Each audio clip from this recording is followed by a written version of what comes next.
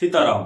आज की कहानी में हम बात करेंगे बाबा जी के परम भक्त, जिन्होंने पूरी जिंदगी लगा दी राम नाम लिखने में। और जब उन्होंने जो राम नाम था, जो लिखे कागज थे, जो एक कमरा भर चुका था राम नाम लिखने से, जब वो बाबा जी के पास लेके पहुंचे तो बाबा जी ने कहा इन सबको जला दो। सोचिए, अगर कोई व्यक्ति पूरी जिंदगी लगा दे किसी भी काम को करने में और एक संत आके कहे कि ये सब काम व्यर्थ है, सब काम बेकार है, तो कैसा लगेगा। आज की कहानी कुछ ऐसी ही है।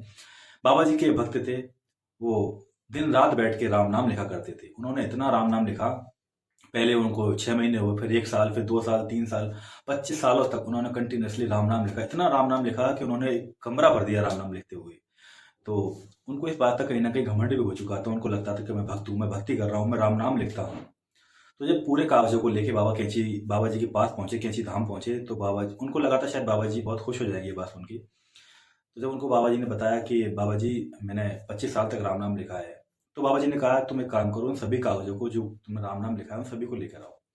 तो उनको मन ही मन लगने लगा कि हाँ, बाबा जी शायद मुझे अब कोई उपहार देंगे, बाबा जी मेरी शाबाश। तो उन्होंने, लेकिन बाबा जी की मंशा कुछ और ही थी। जब बाबा जी ने कहा कि अपने भक्तों से कहा बाबा जी ने, कुछ लकड़ी लेकर आओ, जब वहीं पे आग लगा दी गई, तो उन भक्त से कहा कि एक एक करके अपनी कॉपी किताबों को इस आग में डालो।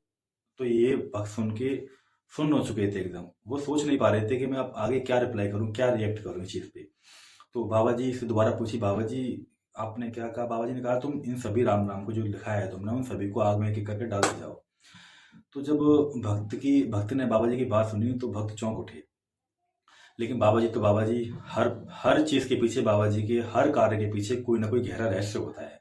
तो भक्त ये बात तो जानते थे। जब बाबा जी की बात मानकर उन्होंने एक एक कागज आग में डालते गए, तो पूरे कागज उन्होंने जला दिए। जब जलवा दिए तो भक्त रोने लगे। भक्त मन ही मन बहुत उदास हो गए। तो ये सारी चीज देखे, पूरा दृश्य देखे, बाबा जी उनके पास गए, सहानुभूति के रूप में उनके कंधे पर हाथ रखा और बोले, तुम सही मायने में आज रिक्त हुए हो। तुम आज रिक्त हुआ, आज तुम खाली हो गए हो। तुम अब तक राम नाम नहीं, तुम अपने अहंकार को पुष्ट कर रहे थे, तुम अपने अहंकार का ही नाम लिख रहे थे। तुम लगता था तुम भक्ति कर रहे हो, तुम भक्त हो, यही तुम्हारी भूल थी। अब तुम आज से हर श्वास में राम नाम लो। तो बाबा जी के चरणों में पड़ गए उनके भक्त और बाबा जी से माफी मांगने लगे। तो फिर लोगों ने भी देखा कि उनके अंदर एक नम्रता का भाव प्रकट हो चुका था और वो पहले से ज्यादा सहज रूप में अब रहने लगे। तो ये कहानी बताती है हमें कि जब बाबा जी किसी के ऊपर भी कृपा करते हैं तो वो बाहरी रूप से नहीं, आंतरिक रूप से भी करते हैं, उनको आंतरिक रूप से भी पूरा चेंज कर देते हैं। ऐसे और भी कहानी किस्से के लिए हमारे चैनल को, हमारे पेज को, हमारे इंस्टाग्राम अकाउंट को फॉलो कर लीजिए। आज की कहानी में सिर्फ इतना ही। मिलते हैं एक नई कहानी के साथ, तब तक के लिए सीताराम। बाबा नीम करौली महाराज की जय।